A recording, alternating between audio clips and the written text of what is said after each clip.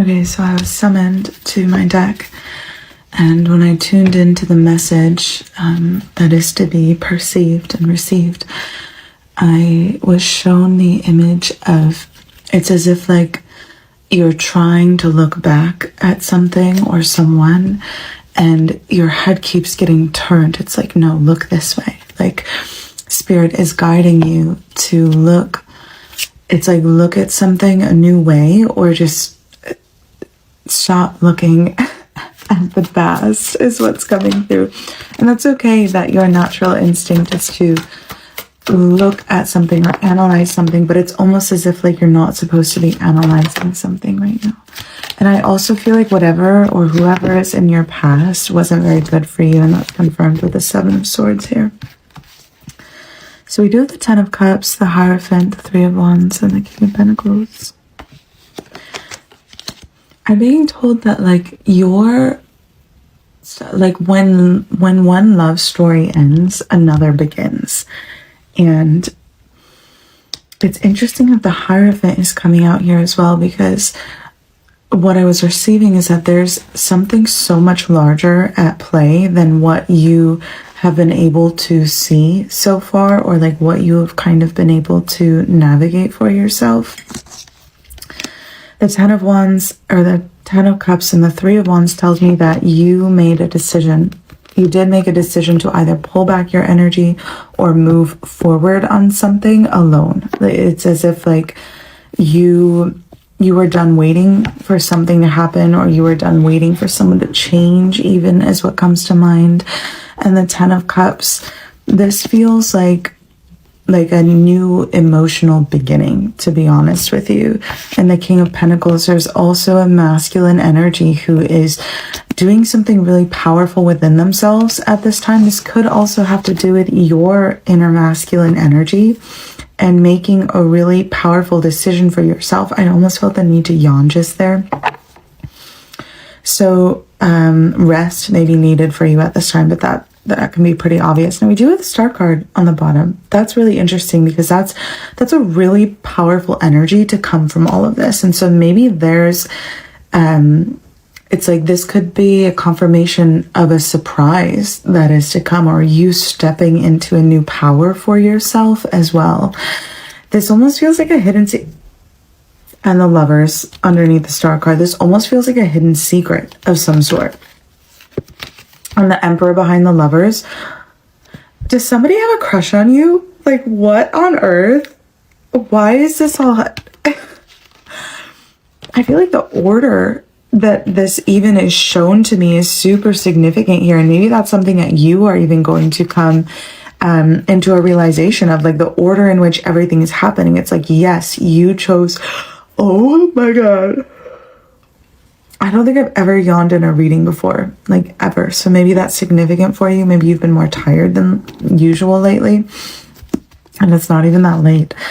So all of this stuff that's happening here, it's like, it feels like you either lost something, or something was taken from you, or you let something go in honor of, it's like following your heart's truth or your soul's truth, and believing that there's something more for you, or there's like a better experience waiting for you. And this array, the Star, the Lovers, and the Emperor, like, even using the terms power couple feels so small in comparison to what this actually is. And it really feels like you hold the key to unlocking all of this as well. Oh my God. Never have I ever. So yawning is for some reason super significant for you. The Star, the Lovers, and the Emperor. There's something so powerful about this masculine's presence in your life. You know what? I almost wonder if this masculine entering your life is going to trigger you. Like, no, this is weird. This is weird. I don't yawn like this. I almost wonder if this masculine entering your life, like that's weird. if this masculine entering your life is going to like awaken a deep rest within you, kind of like Sleeping Beauty. Sleeping Beauty is actually what comes to mind here. And it's like in that period of rest that this masculine actually finds you. Oh my God. That's insane. That's literally insane. It's like actually freaking me out. I don't yawn like this ever. Go back and watch all 3,000 of my channels.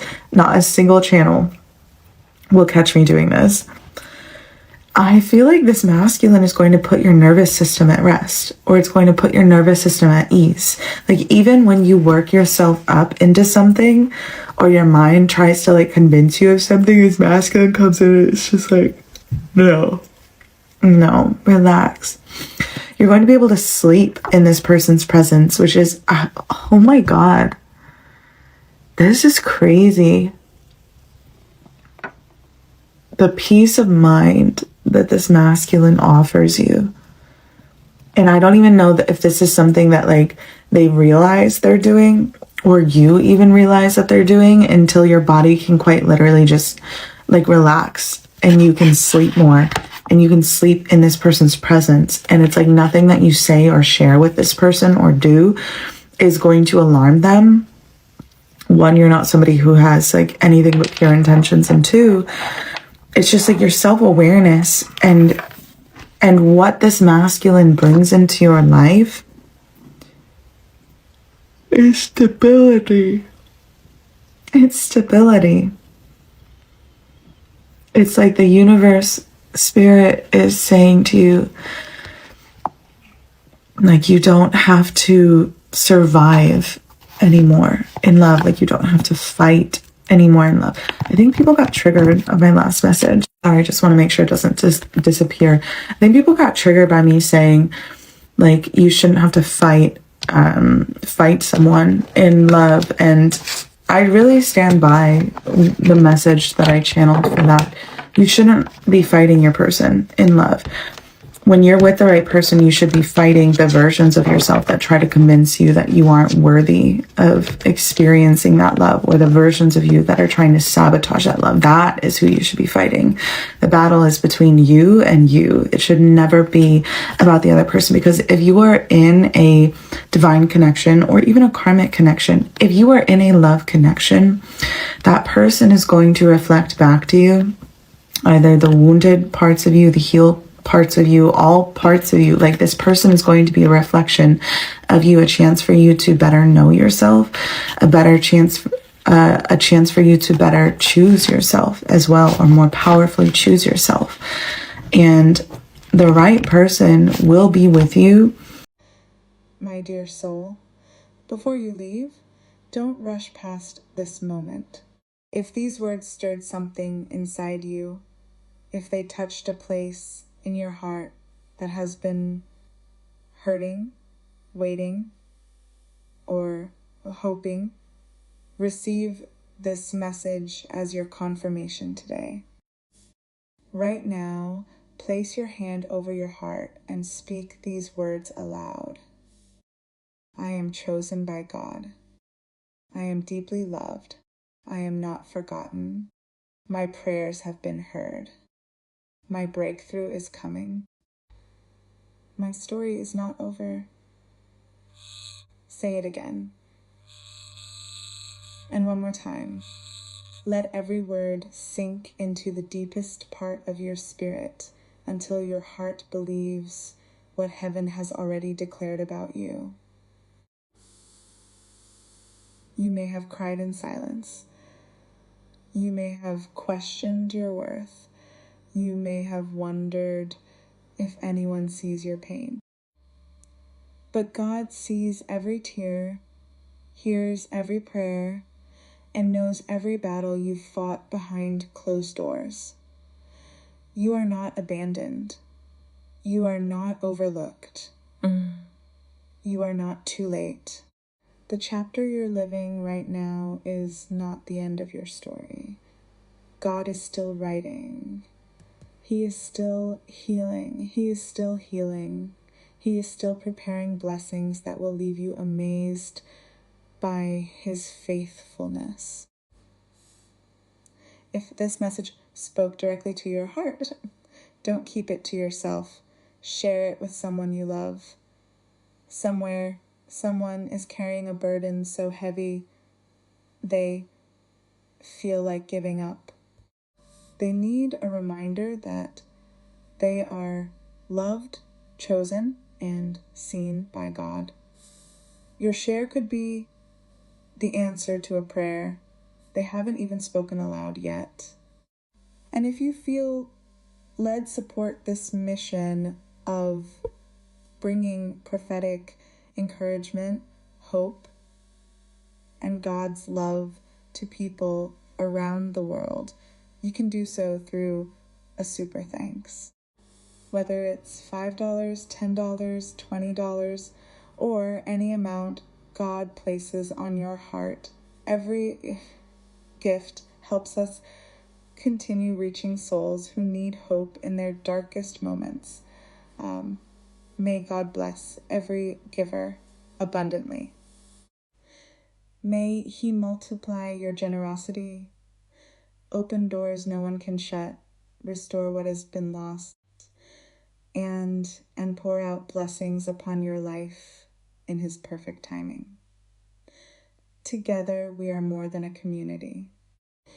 We are a family of faith, lifting one another up, believing together, praying together, and walking confidently into the purpose God has prepared for us. Remember this, beloved soul. You are chosen. You are loved. You are seen, and your miracle story is still being written. There is a particular kind of exhaustion that has nothing to do with sleep. You can get 8 hours and still wake up tired from it. You can rest your body completely and still feel the weight of it sitting in your chest when morning comes. It is the exhaustion that comes from being perpetually alert in love, from spending so much time monitoring the temperature of a connection, reading the energy of another person, bracing yourself for the shift that always seems to come right when things feel safe enough to finally exhale.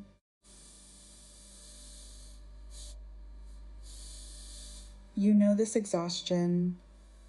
You have been living inside it for longer than you have probably admitted to yourself. And somewhere along the way, quietly, without making a formal announcement about it, you got tired of being tired, though.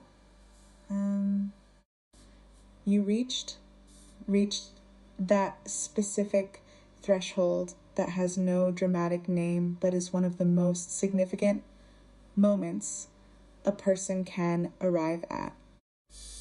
The moment you stop waiting for something outside yourself to change and make a decision from the inside instead. You made that decision recently. And it was more powerful than it probably felt at the time. It didn't look like a revolution. Decisions that actually change the trajectory of a life rarely do. It probably looked, from the outside, like withdrawal, like giving up, like someone quietly gathering their energy back into themselves and turning to face a different direction. And maybe there were people who interpreted it that way, as retreat, as defeat, as someone who couldn't hold on. But that is not what it was. What it actually was, what you actually did, was choose yourself over the comfortable misery of waiting for someone or something to become what it was never going to become. You stopped waiting for a person to change. You stopped leaning toward a door that was never going to open from the other side. And in doing so, you reclaimed something that had been quietly draining out of you for longer than you realized. That choice was not small, even if it felt like just another day. Even if it felt like simply getting through something rather than transforming because of it. The universe registered that decision in a way that you are only now beginning to see the evidence of. But before we move forward, something needs to be said about the past. Not to revisit it or to analyze it further. In fact, the message coming through quite strongly is that you have been looking backward when your neck is supposed to be turned the other way. Not because the past didn't matter. Not because what happened there wasn't real or significant or worth grieving.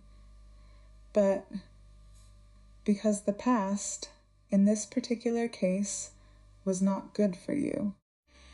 And you have spent enough of your attention in a direction that was taking something from you rather than giving something back.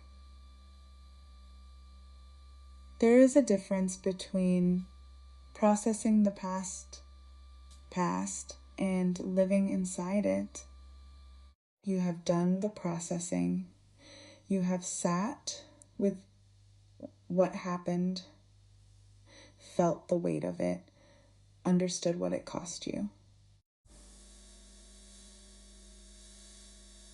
What is happening now, the continued looking back, the continued analysis, that is no longer processing. That is a habit.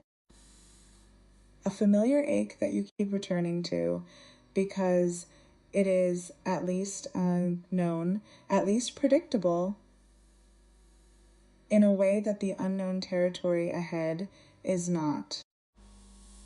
But the unknown territory ahead is where everything you actually want is waiting. So let's talk about what is ahead. Because what is coming is so different from what has been that it almost requires a new vocabulary to describe it accurately. There is a masculine energy moving in your direction. Not frantically, not with the chaotic urgency of someone who wants something from you without being fully prepared to offer something in return. This is a different kind of movement. Deliberate, internally grounded. The movement of someone who has done or is doing significant work within themselves and is arriving as the result of that work rather than in spite of its absence. Something is being transformed in this energy. Something deep and structural, not a mood or a momentary shift, but a genuine rearrangement of how this person operates, what they are willing to offer, who they are choosing to become. And it is directly relevant to you, even if the connection between their internal process and your life is not yet fully visible.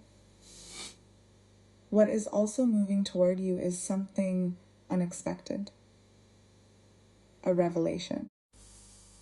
A surprise that you are not currently anticipating because you have understandably and reasonably adjusted your expectations downward. You have made yourself sensible. You have made yourself practical about what to hope for.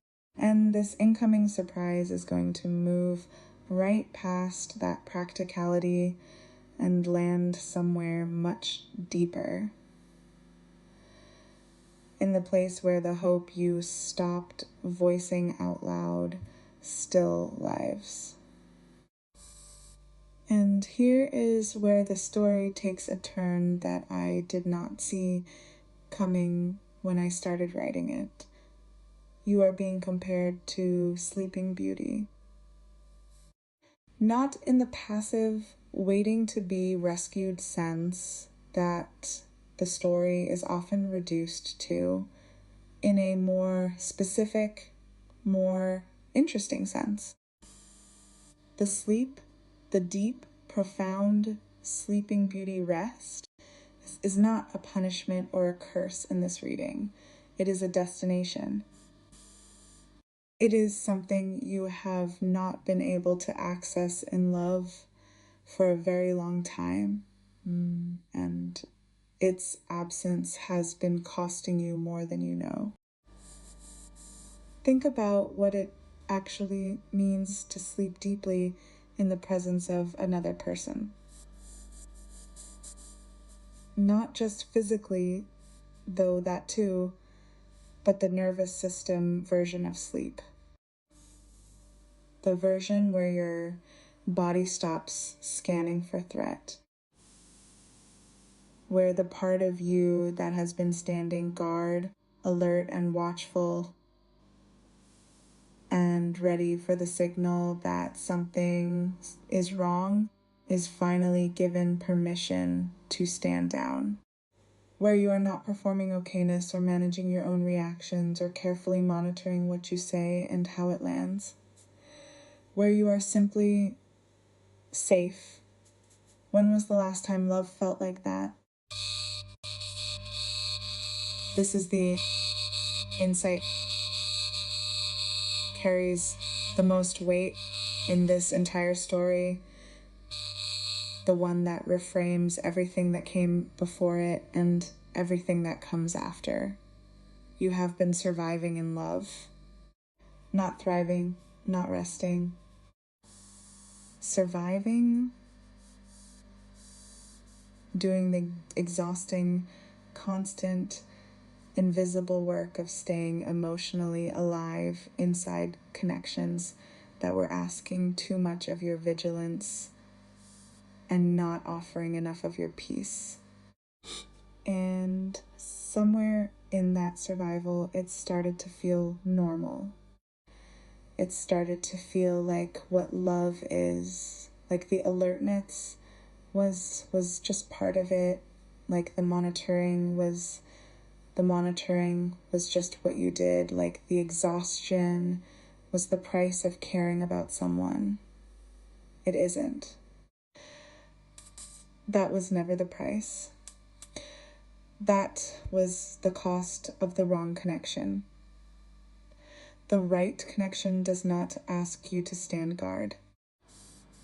It does not require you to be perpetually ready to defend yourself or manage the emotional temperature or brace for the shift. It offers you something rarer and more valuable than excitement or passion or any of the things that tend to get celebrated as the markers of real love.